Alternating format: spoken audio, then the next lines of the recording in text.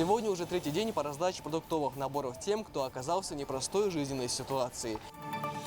Благотворительная акция республиканского масштаба «Мех Сага» продолжается. Сотни продуктовых наборов сегодня получили жители Назрановского района и Малгобека.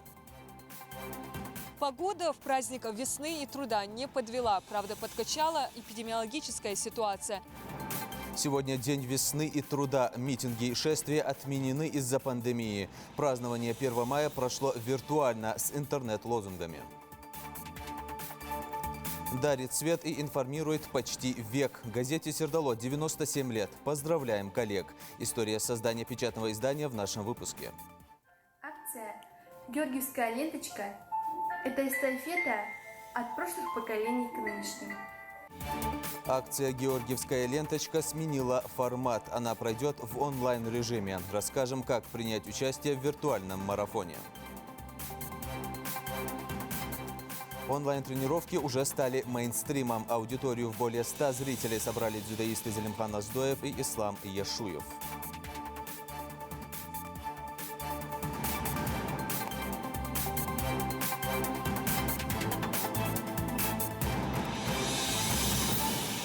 На телеканале «Ингушетия». Время новостей. Здравствуйте.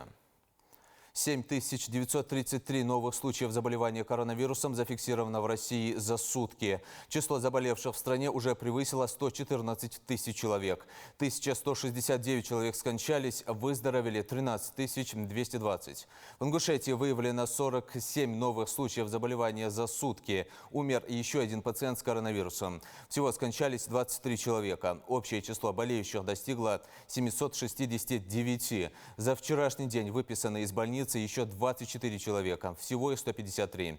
Под наблюдением остаются 1338. Более 700 продуктовых наборов направили сегодня в 9 сельских поселений Назрановского района и 300 для семей Малгобека. В регионе продолжается масштабная благотворительная акция по раздаче сага по поручению главы республики.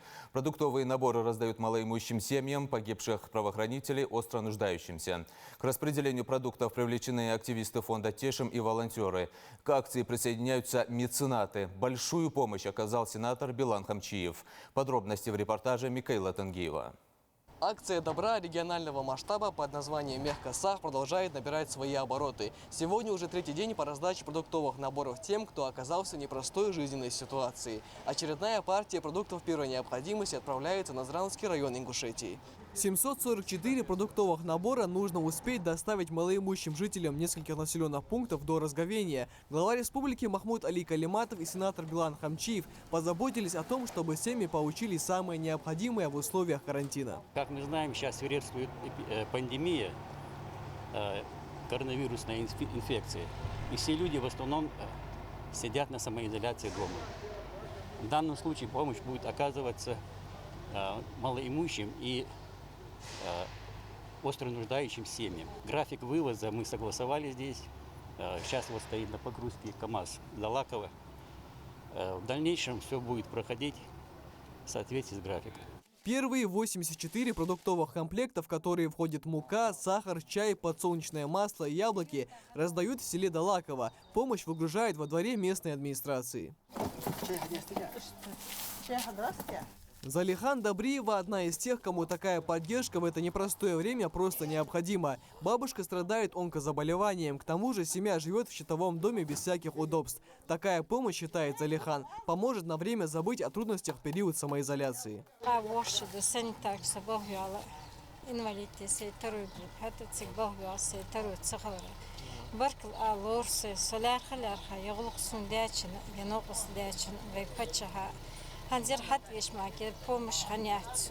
А вот Адам Халухаев живет один. Он не может работать по причине того, что не видит. Адам отмечает, любая помощь ценна, и очередное внимание со стороны руководства региона, тем более в месяц Рамадан, это большой подарок для каждого, кто не может позволить себе расходы даже на самое необходимое.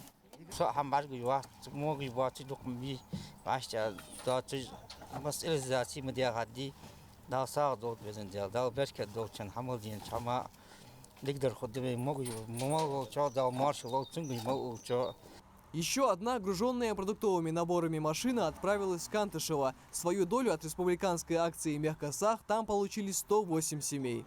В Малгобеке продуктовую помощь предусмотрели для 305 семей. Многие жители сами приезжают за ней в местную администрацию, а тем, кто не может, помощь развезут по адресно волонтеры.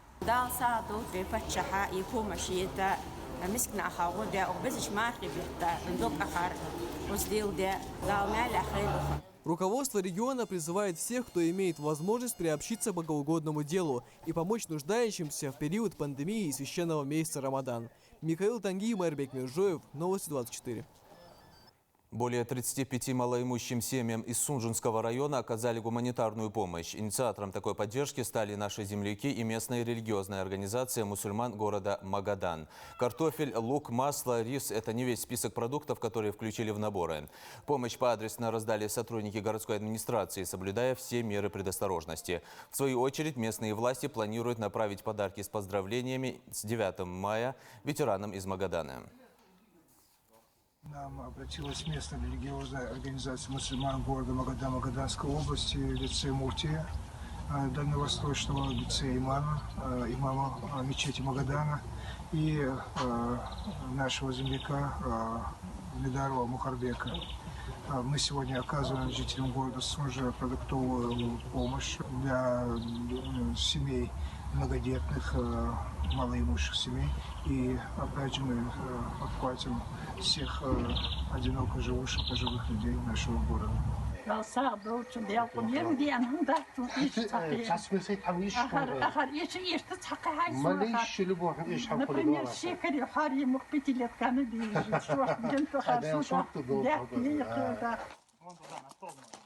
Оставили без внимания и сотрудников ДПС, которые, несмотря на пандемию, продолжают работать. Им раздали продуктовые наборы с водой и финиками на разговение. Сегодня День весны и труда. С праздником жителей республики поздравил глава Ингушетии. Цитата. «1 мая уже многие годы является символом единения людей в созидании и выражением благодарности всем тем, кто своими руками создает благополучие общества, кто славит нашу малую родину своим трудом, талантом и профессиональным мастерством. Выказываем всеобщее уважение и почет специалистам всех сфер жизни, вносящих вклад в развитие республики и страны. Ингушетия процветает и становится более комфортной для жизни. В наших городах и сельских поселениях построены новые школы, медицинские учреждения, дома культуры, спортивные комплексы. Все это было бы невозможным без трудолюбия жителей нашей республики. В этот праздничный день слова особой благодарности хочу адресовать нашим ветеранам труда. Спасибо и успеха и тем, кто находится в самом начале трудового пути. От всей души желаю вам крепкого здоровья, счастья, благоденствия и хорошего настроения. Пусть отступят все невзгоды и болезни. Пусть весна заряжает вас радостью, оптимизмом и энергией для новых свершений на благо наших семей, региона и всей страны». Конец цитаты. День весны и труда отмечают в 140 странах мира. В России он стал официальным после Октябрьской революции. Из-за пандемии коронавируса в этом году мероприятия, в том числе митинги и шествия, были отменены. Впервые в истории празднования перенесли в дистанционный формат. Сегодня состоялась глобальная интернет-акция профсоюзов. О виртуальном праздновании 1 мая сюжет Дианы Дударовой. Первый майский день выдался по-настоящему весенним. Все вокруг наполнено теплом и солнцем. Погода в праздник весны и труда не подвела. Правда, подкачала эпидемиологическая ситуация. Об этом свидетельствует и пустая центральная улица Назрани. Здесь каждый год на первомайскую демонстрацию собирались сотни трудящихся. Профсоюзная колонна начинала свое движение от площади Согласия. А праздник сопровождали его традиционные атрибуты – транспаранты, флаги, шары, цветы, ярмарки. Однако сегодня здесь непривычно тихо. Пандемия диктует свои правила. Привычные первомайские митинги с лозунгами «Мир, труд, май», «Слава человеку труда» в 2020-м заменили на онлайн-демонстрации. После боя курантов в 10 часов Федерация независимых профсоюзов проводит онлайн-перекличку профсоюзных организаций под девизом «Солидарность сильнее заразы», которая в этом году в списке актуальных тем занимает первую строку. От имени Федерации независимых профсоюзов России приветствую вас и поздравляю с праздником Днем международной солидарности трудящихся 1 мая, праздником весны и труда. Профсоюзы России, объединяемые федерации, всегда с особым чувством отмечают этот день. Сегодня мы вновь подчеркиваем важность трудовых ценностей и уважения к рабочему человеку, чьим трудом создано богатство современного мира. К онлайн-перекличке присоединились и профсоюзы Северо-Кавказского федерального округа. Позвольте поздравить всех с нашим праздником весны и труда, пожелать крепкого здоровья, процветания и мирного неба. Свое начало День труда берет с забастовки в Чикаго 1 мая 1886 года. Тогда американские рабочие выдвинули требования 8-часового рабочего дня. А в июле 1889 года Парижский конгресс Второго интернационала в память о выступлении рабочих принял решение о проведении в 1 мая ежегодных демонстраций. Впервые День международной солидарности трудящихся был отмечен в 1890 году в ряде стран, в том числе Австро-Венгрия, Бельгия, Германия, Дания, Испания, Италия, США и Россия. Долгое время маевки носили политический характер.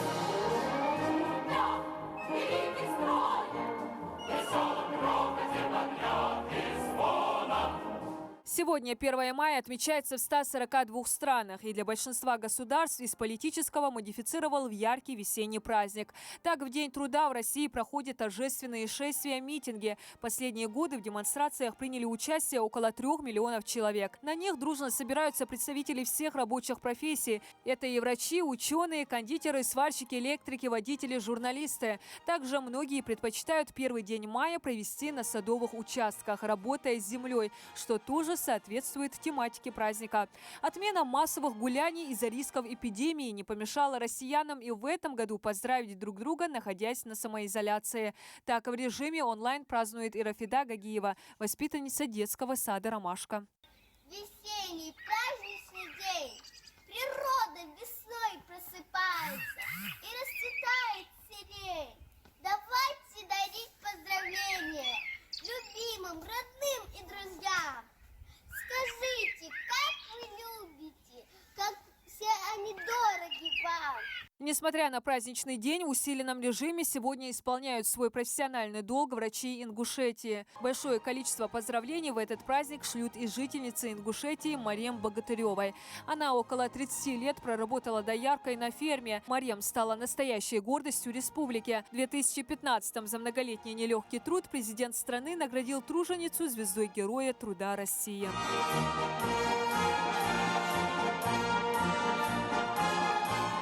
В этом году изменение формата первомайской демонстрации не помешало Международной конфедерации принять заявление к 1 мая под лозунгом «Один мир, одно решение. Рабочие места, достойная зарплата, социальная защита». Основной ее темой стало смягчение последствий пандемии коронавируса, солидарность и осуждение корпоративных хищников, которые стремятся извлечь выгоду из кризиса.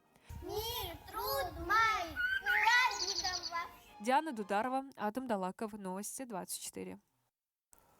Самый необходимый набор продуктов – чай, сахар, яблоки и мука. Уже по традиции ежегодную акцию провели и сотрудники МВД региона. Они навестили семьи погибших коллег при исполнении. Забывать о подвиге достойных земляков, кто ценой собственной жизни защитил родину, они просто не имеют права. Поэтому такое внимание их родным и близким для сотрудников тоже долг. Они стараются поддерживать их материально и оказывая гуманитарную помощь. Одними из первых навестили семью Шанхоевых. Сын Веры Шанхоевой, Асланбек, погиб при исполнении. Она до сих пор со слезами на глазах вспоминает тот день и благодарит за оказанное внимание. Всегда оказывают помощь. Сейчас, тем более, такое трудное время. Все равно они нашли средства и оказывают помощь. Особенно большое спасибо тем, кто с ним работал, помнят о нем. И в этот священный месяц дай Аллах силы всем и здоровья, чтобы все пережить. Конечно же, мы поддерживаем связи с родными и близкими погибших сотрудников и оказываем им любое внимание, которое мы можем на сегодняшний день оказать, для того, чтобы им было приятно, они знали от нас, чувствовали поддержку и могли в любой момент к нам обратиться. Сегодня мы привезли немножко продуктовые наборы для того, чтобы они почувствовали то, что все-таки мы рядом, мы бок о бок с ними идем и не будем забывать о них, потому что они сегодня потеряли своих родных и близких, а мы потеряли своих коллег. Сегодня исполняется 97 лет со дня выхода первого номера газеты «Сердало». Ее основателями по праву считаются Заурбек Мальсагов и Тембот Беков, которые приложили немало усилий, чтобы сохранить издание. Неудивительно, что газета приобрела статус одной из старейших на Северном Кавказе. Каждый год в свет выходят 200 номеров газеты с тиражом чуть более 2500 экземпляров. Доступна и электронная версия «Сердало». И читать любимую газету теперь можно и будучи далеко от родины. Но сотрудники уверены, их читателям приятнее именно держать газету в руках. В арсенале редакции более 20 рубрик: политика, спорт, культура, образование.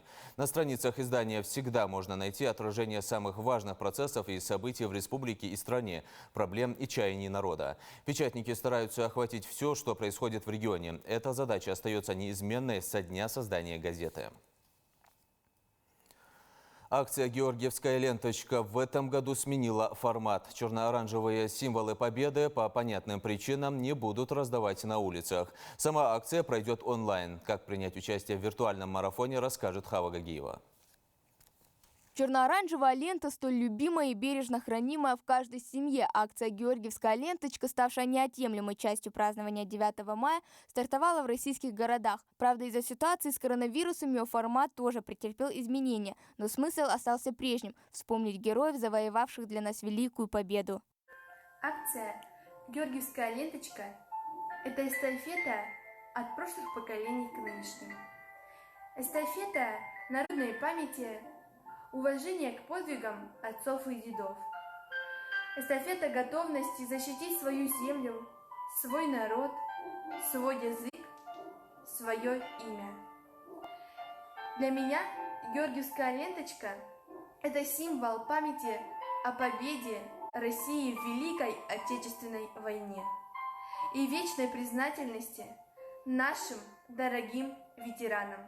Участникам предлагается выложить в социальные сети фото с георгиевской лентой и рассказать историю о том, почему для них важна эта акция. Публикацию нужно сопровождать хэштегами «Георгиевская ленточка» и «Лучше дома». Если же лента не сохранилась, то желающие могут наложить виртуальную на свое фото в Инстаграм. Эстафету можно передавать друзьям. Если у вас не окажется дома георгиевской ленты, не беда, вы можете воспользоваться данной историей. Для этого вам необходимо будет нажать вот сюда, сохранить маску, либо перейти в аккаунт волонтеров Победы и найти пост о данной акции. Впервые георгиевская лента появилась 26 ноября 1769 года при Екатерине II вместе с орденом Святого Георгия, высшей воинской наградой Российской империи. Девиз ордена был «За службу и храбрость». Традиция же ленточки зародилась 15 лет назад. С каждым годом ее масштаб только возрастает, и уже теперь она символизирует День Победы.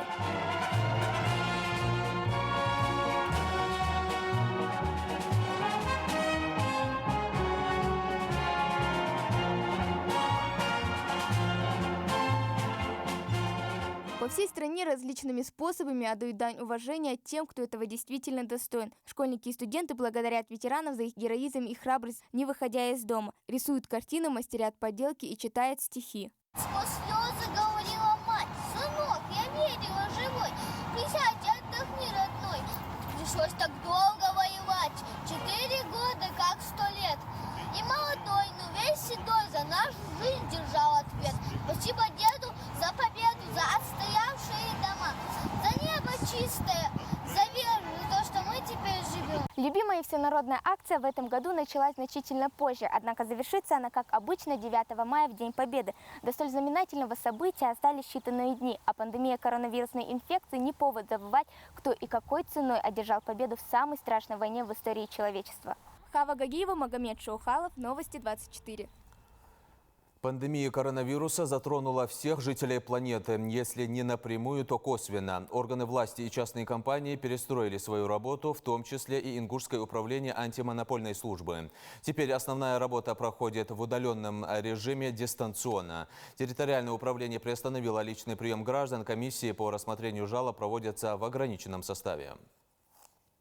С введением ограничительных мер в нашей стране очень сильно поменялась не только жизнь граждан, но и работа в государственных муниципальных учреждениях.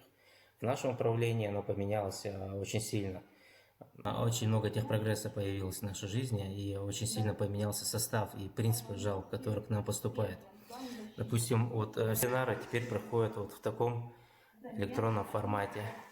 Из 11 государственных муниципальных случаев 3 мы отправили на удаленную работу, но также минимальное посещение в управлении. Мы также не принимаем жалобы на бумаге, мы только берем жалобы принимаем жалобы в электронном формате.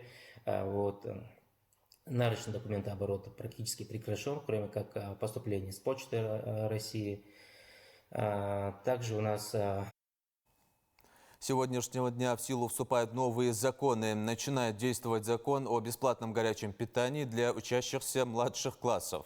Переход на такой режим будет постепенным в течение 3 лет, начиная с 1 сентября текущего года. С сегодняшнего числа Банк России запретил высокие комиссии по переводам между физлицами в системе быстрых платежей, если сумма до 100 тысяч. Если больше, то возьмут не более 0,5% от суммы. С 5 мая начнет действовать закон о запрете продажи алкоголя в ресторанах, кафе и барах, которые находятся в жилых домах и на прилегающих территориях. Также с 5 мая стартует эксперимент по внедрению электронного кадрового документооборота. Переводить в цифру можно трудовые договоры, графики отпусков, приказы. Участие компаний добровольное. Аграрии бьют тревогу. Ореховый сад площадью в 180 гектаров, расположенный в селении Бердюрт, в опасности. На его территории вандалы чувствуют себя весьма вольготно, ломая при этом ограждения. А для его развития был выделен плодотворный земельный участок и высажены элитные сорта ореховых деревьев американской породы. Почему в последнее время участились случаи вандализма и будут ли предприняты меры, выяснял Михаил Тангиев. На территории 180 гектаров земли предприятие «Ореховый сад» в Бердюрте высадили свыше 10 тысяч саженцев грецкого ореха. Как отмечают аграрии, почва должна быть заранее хорошо подготовлена и обработана. Если плодородный слой на месте посадки мелкий, то нужно заменить землю и провести дополнительное удобрение. Этому саженцу 2 года. Вот видите, здесь это есть прививка. Здесь турецкая часть дерева, к местному прививка. Это есть американская часть сорта. Вот здесь они после прививки отрезают. Дальше дает рост, чтобы пошел соки только к привитой части. Издавна грецкий орех считался символом скрытой мудрости и долголетия. Наличие витаминов и минералов делает плод этого дерева ценным диетическим продуктом, а по количеству белка он стоит наравне с продуктами животного происхождения. Первый крупный ореховый урожай здесь планируют собрать к 2024 году. Это замоченные орехи в каждой бочке. Эти орехи у нас... Каждый день вода меняется, дня 4-5 мы их держим в воде. Таким образом происходит частичный процесс стратификации. И потом день-два сушим и идем в питомник на посадку. Но с недавних пор кто-то в прямом смысле ломает весь труд аграриев. Числа 23 апреля ханхамдыр сосей отлучиться для улхавахавар. Эйринде сдадер наездей он. يعقش ماشين ثاني ايرن وهلا يينيسون بعد شورال اريو يشتر تاخذ اورال ثاني كيلين خين وايش مشيسك يرحن حشير يروي نورا دار يالر ياش يعني بتر اورال شيء واسكر حج اخ اروخ ده هليلش بكتو ياش صح نخي مدير تاق شيء اوبراسيون جيج عليل ابيش نخ اوزاني ده هليل تنستهنيك ثاني. И это далеко не первый случай, когда Али Гатиев находит забор сада местами поломанным. Как-то раз один из работников предприятия, трудясь в поле, заметил с десяток человек в военной форме и спецтехнику на территории сада. Он тут же сообщил Али, и тот сразу же поехал к ним разузнать, что к чему. Солдат кашля, уже дабл был это, кил гостядра, соция, в хате, в банке, в мод. Может, хашбах без же халче, эскер хажди же халче, не юлч, Allah хачи бехка. دعوق بيتسالك проводить ببعنا نقد олдани صديق олцехт نقد олдани янш цана зицедейт. Виновных в этой ситуации уже ищут. В будущем ореховый сад в Бердюрте планирует войти в списки одного из самых перспективных и прибыльных предприятий по развитию сельскохозяйственной отрасли региона. Но если акты вандализма будут повторяться и дальше, о налаженной и плодотворной работе можно забыть. Михаил Тангиев, Магомед Дидигов, Новости 24. Спортсмены продолжают поддерживать себя в хорошей физической форме в период карантина. На этот раз массовую онлайн-тренировку провели чемпионы Европы по дзюдо Зелимхан Аздоев и Ислам Яшуев. Всего в эфире приняло участие более 100 зрителей, а дзюдоисты продемонстрировали точные упражнения, что и на профессиональных сборах. Физические занятия с прославленными чемпионами уже стали настоящим мейнстримом. Каждую неделю разные спортсмены в прямом эфире социальной сети Instagram делятся не только навыками, но и бесценным опытом со всеми желающими. И на этом наш выпуск завершен. Оставайтесь дома и на канале Ингушетия.